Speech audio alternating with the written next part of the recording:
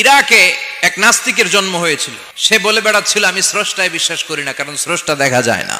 ইরাকের লোকেরা বলল আমাদের একজন ইমাম আছে, নাম নু'মান ইবনে সাবিত, যাকে আমরা আবু হানিফা বলে চিনি। সবাই বলল তুমি যে স্রষ্টারে খুঁজে পাও না, আমাদের ইমাম তোমারে স্রষ্টা দেখায় দিবে।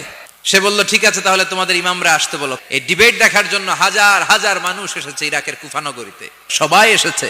আসে নাই শুধু ইমাম আবু হানিফা। নাস্তিক কয় তগো ইমাম ডরাইছে। 1.5 ঘন্টা দেরি করে যখন উনি আসলেন, নাস্তিক বলে আপনার সাথে কোনো কথা নাই, আপনার তো সময়ের জ্ঞানই নাই।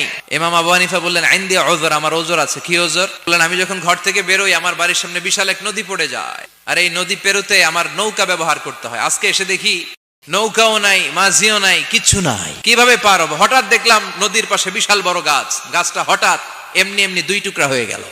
গাছ থেকে বিশাল কাঠের তক্তা বের হয়ে গেল, তক্তাগুলো অটোমেটিক্যালি জোড়া লেগে নৌকা হয়ে গেল। এই নৌকা মাঝি ছাড়া সাঁ করে আমার সামনে চলে এলো। আমি নৌকায় বিসমিল্লাহ বলে বসে পড়লাম। হঠাৎ নৌকা আমারে টান দিয়ে ওপারে নিয়ে এলো।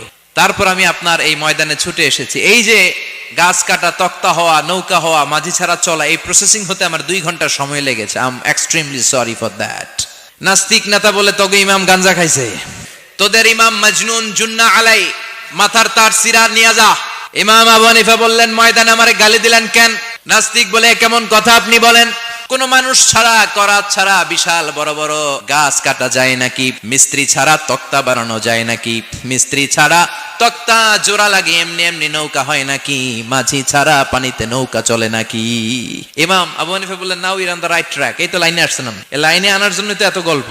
আপনার কথা থেকেই যদি ধরি করাত ছাড়া গাছ কাটা যায় না, এমনি এমনি তক্তা হয় না, এমনি এমনি নৌকা হয় না, মাঝি ছাড়া নৌকা এমনি এমনি চলে না, তাহলে আকাশ কেমন করে এমনি এমনি হলো? জমিন কেমন করে এমনি এমনি হলো? এই প্রহরের জলজলে সূর্যটা কেমন করে কিরণ দিল এমনি এমনি? আল্লাহু আকবার! কেমন করে নবমণ্ডল ভূমণ্ডল সৃষ্টি হলো? কেমন করে দিন শেষে রাত্রি আসে, রাত্রি শেষে দিন আসে? ওইটা যদি এমনি এমনি না হয়, মহাবিশ্বের এই সুন্দর বসুন্ধরার সবকিছু কেমন করে এমনি এমনি হয়? নাস্তিক কয় হায় হায়, আসলেই তো আমি একটা উল্লুক্কা পাঠা, আসলেই তো আমি হাদারাম, এইভাবে তো ভেবে দেখি নাই। আসলে তো এগুলো এমনি এমনি হয় না। Someone is controlling everything in the world. একজন মহা শক্তিধর, মহা ব্যবস্থাপক, সব ব্যবস্থাপকদের বড় ব্যবস্থাপক। চিৎকার করে বলেন তিনি কে?